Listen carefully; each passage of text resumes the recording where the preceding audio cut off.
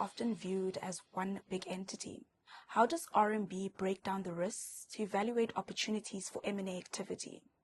So it is something we've seen a lot, is everybody views Africa as this one big area with multiple countries in it, which are often misconstrued to having the same political environments as each other and same risks as each other. So what we tend to do is we take information from the World Bank, the IMF, Transparency International, and stuff like Fraser's, and we put this into a matrix system where our clients then look at the things and say which are the risks they see to be the most pertinent for them. And then we rank those countries on that basis. And you get a very diverse sort of situation where certain countries actually achieve very poor ratings and others very high ratings, but it's all based on individuality rather than one big region. What parameters does RMB utilize to determine investable countries? So what we do is we look at things like the corruption levels in the country, the personal freedom, the human freedom aspects, the level of infrastructure in those countries, the type of legislation they have, and the application of that legislation, and that goes into the matrix in determining where are the great countries. Another one is we look at coups, which is quite a flavorful thing in Africa at the moment, and that has an implication of creating instability in the system because it does lead to potential changes in legislation, which is a problem for investors at the end of the day.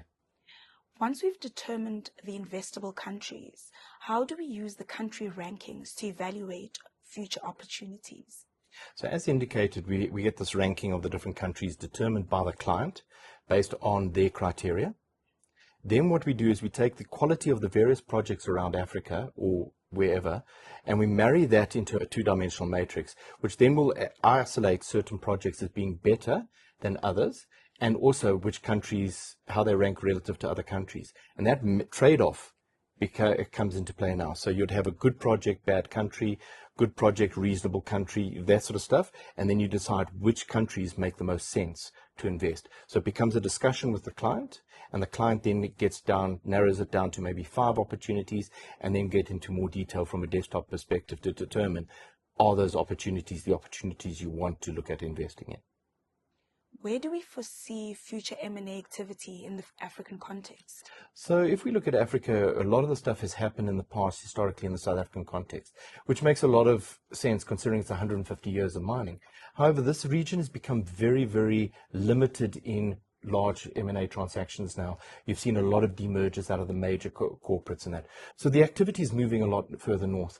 We would like to see some of the South Africans going that way, but you do see a lot of the Australians and the Canadians coming into the African context. They take a lot more risk or a lot better view around risk, and they look at stuff like the West African gold area. They look at some of the copper belt areas. So you do see those players coming in, but it's very much in the gold space that these guys have come in.